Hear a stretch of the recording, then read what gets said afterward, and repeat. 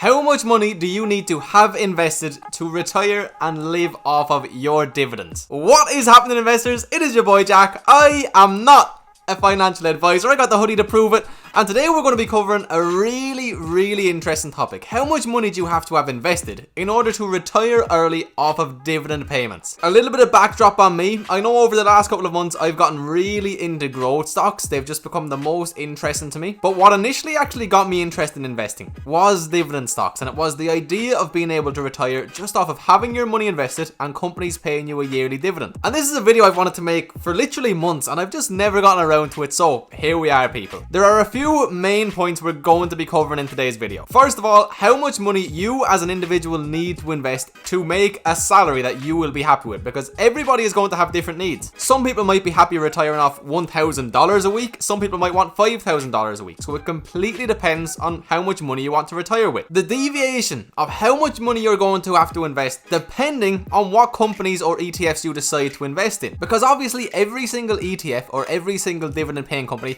has a different dividend yield, and that can greatly affect how much money you'll need to have invested to get the returns that you are looking for. And the other major thing we're going to speak about in today's video are taxes. They're not the most interesting topic in the world, but I know there's a lot of confusion around them and how dividends are taxed, so I'm going to try help you out as best as I can. It's not as easy as saying you have to invest this much money in these companies or this ETF, because everybody's needs are different. It all depends on, the cost of living wherever you're going to be based in retirement, the quality of life you have. If you want some of life's finer luxuries when you retire, if you're happy to just retire off a small amount. But I'm going to try cover the whole spectrum in today's video. So right before we get straight into the information, can I please ask you to smash a like on these videos? Usually these videos, actually try and give more value than usual, don't do very well. So if you do enjoy them, I would really appreciate that like. If you're new around here, please hit that juicy red subscribe button, people. We went up over 1,000 subs in 2 days. You guys are absolutely insane. I cannot thank you all enough. And lastly, once you've watched this video till the end, please drop me a comment down below. Let me know if I was able to help you out, or if there's anything else you would like help with, just let me know in the comment section. And with that being said, let's get into the first point of today, a very interesting one, the basics. How much do you have to invest based on the amount of money you want to retire with? Say you're like me and you're from Ireland. As of right now, the average annual earnings of a worker in Ireland is just under €39,000, which is just under $46,000 as of right now. The average income in the US right now is about $48,516, and the average salary in California is about $63,783. Simply put, everybody in the world is going to have different needs when they retire. But let's make things super simple and say you want to retire off of $60,000 a year. That's a nice amount of money. So $60,000 a year, okay, that would leave you with $1,153 at the end of every single week if everything goes according to plan. Now, of course, there are deviations and there are lots of factors that can mean that this exact number won't happen. In fact, you're never going to get the exact amount that you expect to, but we'll be getting into that later on. But let's say this is what you want, the mortgage is paid off, you have no outstanding debt, it's a very comfortable amount of money to live off. Let's say you decided, you know what, you don't want to have to manage any stocks, you don't have to do any research, you don't want a financial advisor, you just want to put all of your money into the S&P 500. That's probably not a very good idea, by the way, but it's just for this first example. So you say to yourself, how much money would I have to put into the S&P 500 at, let's say, a 2% dividend yield in order to get paid $60,000 a year? If we just go straight back to our handy little calculator, we type in 60,000, we divide that by 0.02, okay, so 2%, we would need to invest $3 million, okay, at 2% worth of a dividend yield every year in order to get that $60,000 a year. That's a lot of money, people, to be getting $60,000 a year. What if you wanted to invest all of your money in the Enterprise Product Partners, a company who, let's say, has a 10% dividend yield? Then you would come back 60,000, okay, divided by 0.1 equals $600,000. So if you want to retire off your dividends, would it not just make sense to go put all of your money into one company that has an absolutely massive dividend yield? No, that would be extremely risky. Now, for it to be realistic, what a lot of dividend investors look for is about 3.5 to 4% of an annual yield. So say, for example, we made a portfolio and it had 3.5% worth of an annual yield. 60,000, okay, divided by 0.035, we would then have to invest about $1,715,000 or so. And then if we go up to a 4% yield, $1.5 million is what we would be looking at, okay, if we wanted $60,000 a year. Now, if you are looking to retire off your dividends, a financial advisor is honestly more than likely going to be a good investment for you. They will be able to point you in the right direction, much more so than you'll more than likely be able to do yourself. But right off the bat, we can see that there are a few factors when we look at it in its simplest form that really determine how much money you have to invest. One, obviously how much money you want to make. That makes a lot of sense. Two is the yield that you are expecting to earn every single year based on the investment that you make. And that's going to bring me nicely onto the next point, okay? The yield that you expect to make, because dividends, they're not guaranteed, people. If you've been in the market for literally a few months, you'll probably remember this when Shell cut their dividend for the first time since World War II. So just because a company has a dividend when you invest in them does not mean it is 100% guaranteed safe. It doesn't mean it's going to stay there forever, and it certainly doesn't mean that it's going to continue to grow. Some more examples, more than likely all of you will remember. Delta Airlines had a nice dividend, had to cut it. Carnival Cruise Corp had over a 10% dividend yield, they had to cut it. So this is why diversification is very, very, very important when it does come to trying to retire off dividends. Simply put, it would be so incredibly risky if you were to put all of your life savings into 1, 2, or 3 companies with very high dividend yields. If one of them cuts, at the snap of fingers, you've lost a lot. So honestly, I know a lot of us like to manage our own portfolios. We like to do the research ourselves and decide what companies we want to invest in. But if you are serious about genuinely putting all of your money into the stock market and retiring off of dividends, get a financial advisor, people. Don't listen to anybody on YouTube. Don't do a few Google searches. Don't put all of your eggs in one basket.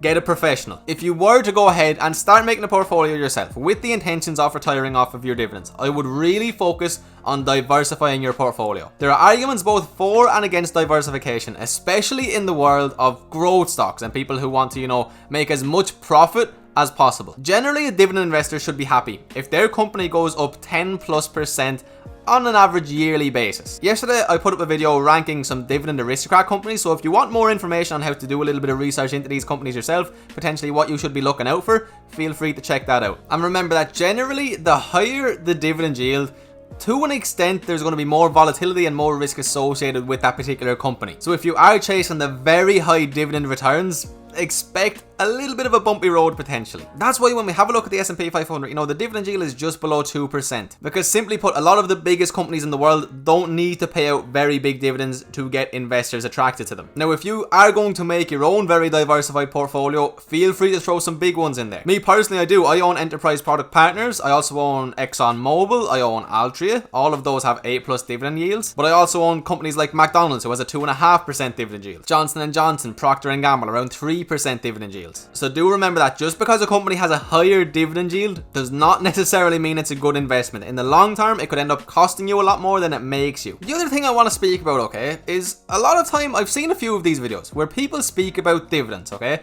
And not enough people bring up the fact that you want your investments to grow in value as well. If we look at the S&P 500, yes, it has a 2% dividend yield, but in the last 5 years, it's also gone up 53.69% in value. Remember earlier on I said we like to see in our dividend paying companies about 10 to 15% per year. So with that in mind, when you look at this number, when you look at an average return of 4% a year and you want $60,000 a year, and you see $1.5 million, and that just seems impossible. It seems absolutely impossible to get. The longer you give yourself to invest, the more likely it is that you will be able to get to this number, people. I mean, in that S&P 500, we've seen 53.69% growth, and that's without reinvesting that dividend. It would be even higher. Say, for example, you're relatively young like me. You're in your 20s, and you'd like to have this amount invested before you're 50, and then you could just very happily retire at 50 years old. Over the last 30 years, okay, from 1990 till 2020, okay, the total S&P 500 return with dividends reinvested would have been 708%. So essentially, the sooner you just start investing and become consistent at investing in these dividend companies, the longer those companies are actually going to have to grow and give you value, and therefore your dividend yields will ultimately become more. But that is something to keep in mind, people, because I don't see enough people mentioning that fact. How does tax work? Now, this is very complicated, okay? It depends on the country you're from, what country the stocks you're buying are in, what exchanges they're on, etc. It depends on what income bracket you're in. It depends on a lot of factors, and ultimately nobody will be able to give you an exact answer except for an accountant or a financial advisor. And then there are two primary types of dividends that can get paid out, and they are qualified dividends or ordinary dividends. A qualified dividend is a dividend that falls under capital gains tax rates that are lower than the income tax rates on unqualified or ordinary dividends. Dividend tax rates for ordinary dividends, typically those that are paid out for most common or preferred stocks, are the same as standard federal income tax rates, or 10 to 37% for the most recent tax year. It depends on what income bracket you're in. That's why calculating the taxes can be complicated. And by comparison, qualified dividends are taxed as capital gains at rates of 20%, 15%, or 0% depending on tax bracket. So the tax rate on qualified dividends for investors that have ordinary income tax at 10% or 12% is 0%. Those that pay income tax greater than 12% and up to 35%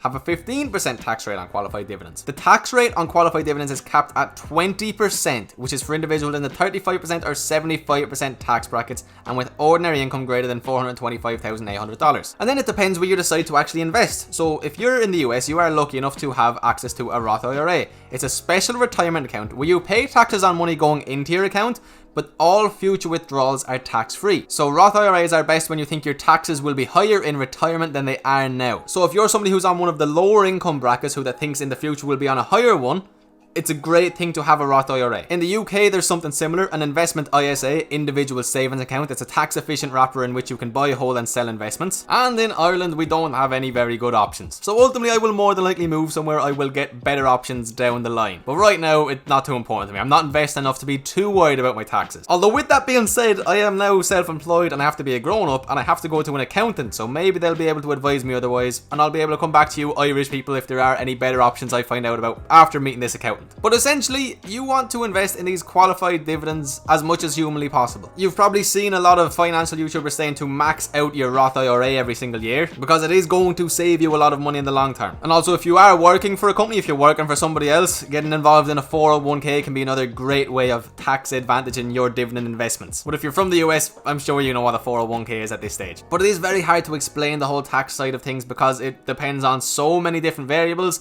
Your accountant or financial advisor will be able to help you so much more on an individual basis with that information. I know we all like to invest by ourselves in the stock market. You know, it's exciting. It's something I personally enjoy doing. I love looking into individual companies and I love choosing what I get to invest in and how much I get to invest into it. Just in case you do want to do the investing by yourself right now, and you know, say there's 10 companies you want to invest in and they all have different dividend yields. It's very, very easy to add them all up together, divide it by 10 and get your average dividend yield. 10 companies, all different dividend yields, add them all up, divide it by 10 and you will see straight away your dividend yield on average is 4.59% a year. So really quick recap. Decide how much money you want to make every single year. You take that amount of money, see what dividend yield you can realistically expect to make every year, divide it by that percentage and it gives you how much. And I know these numbers look really intimidating when you first look at them, but remember, you don't have to do it overnight. This should be 30 years, 40 years down the line. The earlier you start, the longer you have to set this up for yourself. And again, I would very much so recommend speaking to an accountant and a financial advisor when you do start getting serious about this, when you have a decent amount of money invested. They will end up making and saving you more money than you give them in the long term. That is why they exist. If you're just starting out on your investment journey, you know, just start to learn. Teach yourself, you know, do more research, look at more videos, read more tutorials online. Get used to how the market works.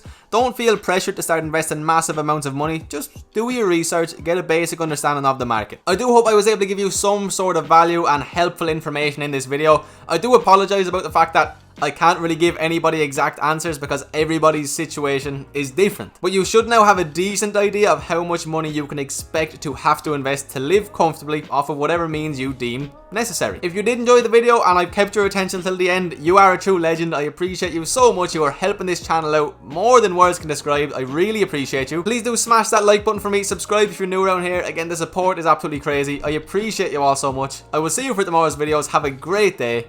Peace.